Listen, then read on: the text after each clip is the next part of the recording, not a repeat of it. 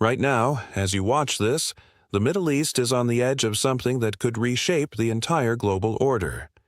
The United States and Iran are engaged in what might be the most consequential diplomatic standoff of this decade, with contradictions flying from both sides at a speed that is difficult to track. And while that crisis burns, a second front is quietly expanding in Eastern Europe. Today, we are covering 5 major breaking developments that you need to understand. First, Trump claims the U.S. and Iran have had very productive talks and is giving Tehran a 5-day window. Second, Trump says Iran has agreed not to develop nuclear weapons. Third, Iran flatly denies any conversation with Washington ever happened. Fourth, the Israeli military says it will keep fighting regardless of what Trump announced. And fifth, Ukraine's President Zelensky reveals that Russia is planning to deploy long-range drone control stations inside Belarus. These are not isolated events. They are pieces of the same dangerous puzzle. Let's get into it. On Monday, March 23, 2026, President Donald Trump took to his Truth Social platform with a statement that immediately sent shockwaves through diplomatic and financial circles around the world. Trump announced that the United States and Iran had engaged in what he described as very good and productive conversations over the previous 2 days, aimed at reaching what he called a complete and total resolution of hostilities in the Middle East. The language he used was striking in its warmth and optimism, especially given that just 1 day earlier, on Sunday, Trump had posted a very different kind of message, one in which he threatened to destroy Iranian power plants if the Strait of Hormuz was not fully reopened within 48 hours. That threat, delivered in the blunt and unambiguous style that has come to define Trump's foreign policy communication, had put global energy markets on high alert. And then, less than 24 hours later, the tone changed completely. Trump announced he had instructed the Department of Defense to delay planned military strikes against Iranian energy plants and energy infrastructure, giving a 5-day window for diplomacy to work. He said the delay was, quote, subject to the success of ongoing meetings and discussions. This is a significant moment, and here is why. The U.S.-Israel joint offensive against Iran began on February 28, 2026, just over 3 weeks before this announcement. In that time, more than 1,340 people have been killed, including the then Supreme Leader, Ali Khamenei, whose death marked a historic turning point in the conflict. Iran has retaliated with drone and missile strikes against Israel, Jordan, Iraq, and Gulf countries hosting American military installations. The Strait of Hormuz, through which roughly 1/5 of the world's oil and gas supply passes every single day, has been virtually closed by Iranian forces. The economic consequences have been severe, with global energy prices spiking and aviation routes being disrupted across the region.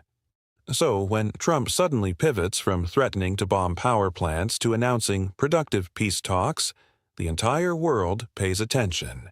And that is exactly the moment when the contradictions started piling up. Also, on Monday, Trump made an additional claim that is arguably even more significant than the ceasefire window announcement. Speaking about the potential framework of a deal with Iran, Trump said there are many points of agreement between Washington and Tehran, and he named the nuclear question as the absolute top priority. His words, as reported by Reuters, were direct and unambiguous. He said Iran will not have a nuclear weapon and that this condition was number 1, 2, and 3 on the American list. And then he added something that stunned analysts who have been tracking Iranian nuclear policy for years. Trump stated that Iran had agreed to this condition. If true, this would represent a diplomatic breakthrough of historic proportions. Iran's nuclear program has been the central flashpoint in U.S.-Iran relations for more than 2 decades. The 2015 Joint Comprehensive Plan of Action, which the Obama administration negotiated and Trump abandoned in 2018, had set limits on Iranian enrichment in exchange for sanctions relief. Since the U.S. withdrawal from that deal, Iran has accelerated its nuclear activities significantly, reaching uranium enrichment levels that many Western intelligence agencies believe bring it dangerously close to weapons-grade material. For Iran to now agree, even informally, to abandon its nuclear ambitions as part of a peace negotiation would be a seismic shift. The problem is what happened next. Within hours of Trump's announcements, Iranian officials came forward with a response that directly contradicted everything the American president had said. Mohammad Bagher Ghalibaf, the Speaker of the Iranian parliament, and the same official that a source had told the Jerusalem Post was leading the Iranian side of the negotiations, posted on X that no negotiations were held with the U.S. His statement was sharp and accusatory. He said the fake news is being used to manipulate financial and oil markets and to escape the quagmire in which the U.S. and Israel are trapped. The Foreign Ministry spokesperson, Esmail Baghai, also denied that any direct discussions had taken place, though he acknowledged that messages had been received from some friendly countries regarding the U.S. request for negotiations. This is a crucial distinction. Baghai's statement suggests that intermediaries may have been involved, which means there could be some indirect channel of communication happening, but Iran is refusing to acknowledge it publicly as a negotiation, let alone as one in which they have agreed to any conditions. This is not an unusual dynamic in Middle Eastern diplomacy. Iran has a long history of conducting back-channel communications while publicly denying them for domestic political reasons, especially now, with the new leadership trying to establish its credibility after the death of Khamenei. But the gap between what Trump is claiming and what Tehran is saying is so wide that it creates a dangerous situation.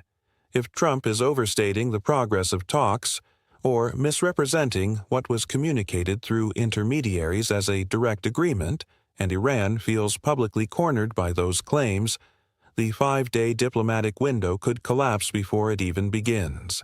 And if it collapses, the strikes that were delayed could resume with even more intensity. If there was any hope that the U.S. military pause might create space for the broader conflict to slow down, the Israeli military statement on Monday made clear that Israel is not pausing anything. The Israeli army released a statement, reported by Channel 12, confirming that it will continue its operations in Iran according to the directives of the political leadership until new instructions are received. Think about the weight of that statement for a moment. The United States, which launched this joint offensive together with Israel on February 28th, announced a 5-day delay in its own strikes. Israel, on the same day, announced it is pressing forward regardless. This is not a trivial divergence. It raises immediate questions about the coordination between Washington and Jerusalem, and about who is actually in control of the military escalation in the region. Israeli opposition leader Avigdor Lieberman went even further, calling on the Israeli government on Monday morning to continue the war with Iran even if the United States withdraws from the conflict entirely. This is a remarkable statement from a senior Israeli political figure, and it tells you something important about the current mood in Israeli military and political circles. The Monday attacks on Tehran, which the Israeli military confirmed, represent the latest in a series of strikes that have killed Khamenei and dismantled significant parts of Iran's military command structure. Israel has no incentive to stop now, especially with Iran's retaliatory capabilities still active, including the ongoing missile and drone campaigns targeting Israeli territory and U.S. military installations throughout the region. The divergence between Washington pausing and Jerusalem continuing is a fault line that diplomacy will have to navigate very carefully. And it is worth pausing here to remind you that if you are finding this analysis valuable, this is exactly the kind of depth and context that you will not find in a 3-minute news segment. Hit subscribe and turn on notifications so you never miss a breakdown like this one when the world moves this fast. Now, let's move to the second major front in today's news, because what is happening in Eastern Europe deserves serious attention, even as the Middle East dominates the headlines. On March 23, 2026, Ukrainian President Volodymyr Zelensky disclosed that Ukrainian military intelligence, the GUR, has obtained information indicating that Russia is planning to install 4 ground-based control stations for long-range drones on Belarusian territory. Zelensky cited a report from the head of the Defense Intelligence of Ukraine, Ole Ivashchenko, and published the disclosure on his Telegram channel. He stated that Ukraine will respond accordingly and instructed Ivashchenko to brief both international partners and members of the media on the details that can be made public. The significance of this development is layered and requires some context to fully appreciate. Russia has been using long-range drone systems, particularly the Shahed series originally supplied by Iran, as a core element of its strike strategy against Ukrainian cities, power grids, and military infrastructure throughout the war. These drones are guided by ground-based control and relay stations that help manage targeting and navigation over long distances. Russia has already established a network of such stations in Ukrainian territories it occupies, but expanding that network into Belarus would represent a meaningful escalation of the technological infrastructure surrounding Ukraine. Belarus, led by Alexander Lukashenko, has functioned throughout this conflict as a compliant satellite of Moscow, providing territory for Russian troop movements, including the failed assault on Kiev in the early months of the war.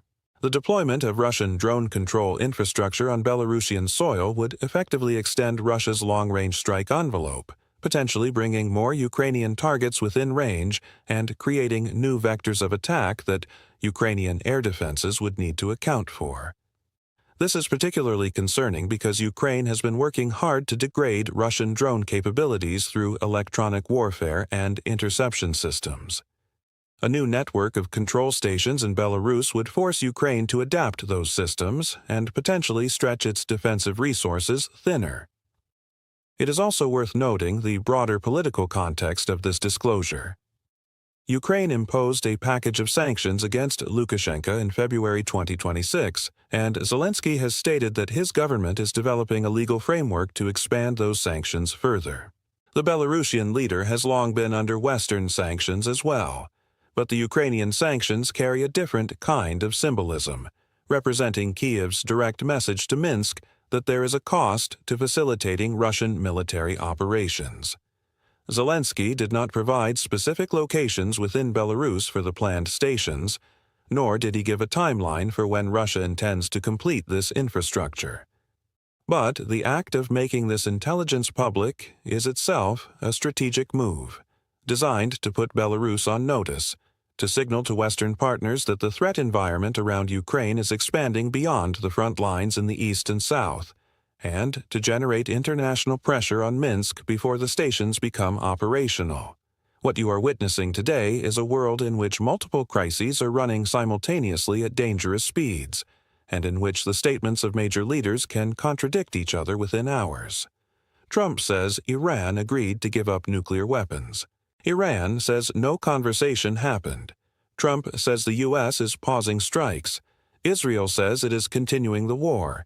Zelensky says Russia is extending its military infrastructure into Belarus. Each of these statements, on its own, would be headline news on any normal day. On March 23, 2026, they all arrived together, and the task of making sense of them requires exactly the kind of careful, layered analysis that goes beyond the raw headlines. The 5-day window that Trump announced is the most immediate pressure point. If negotiations, whether direct or through intermediaries, produce any kind of framework in the next 5 days, the trajectory of one of the most dangerous conflicts of this era could shift. If they collapse, the scale of military action could escalate significantly, with consequences for oil prices, global shipping, regional stability, and the lives of millions of people in the Middle East. The situation in Belarus adds a separate but connected layer of complexity, reminding us that the war in Ukraine has not paused and is not secondary, even as the world's attention is pulled toward the Persian Gulf. These are real events happening right now, shaping the world you live in. What do you think will happen in the next 5 days? Do you believe Trump's claims about Iranian agreement? Or does Tehran's denial suggest something very different is going on behind the scenes? Leave your analysis in the comments below, because the conversation happening there is always worth reading.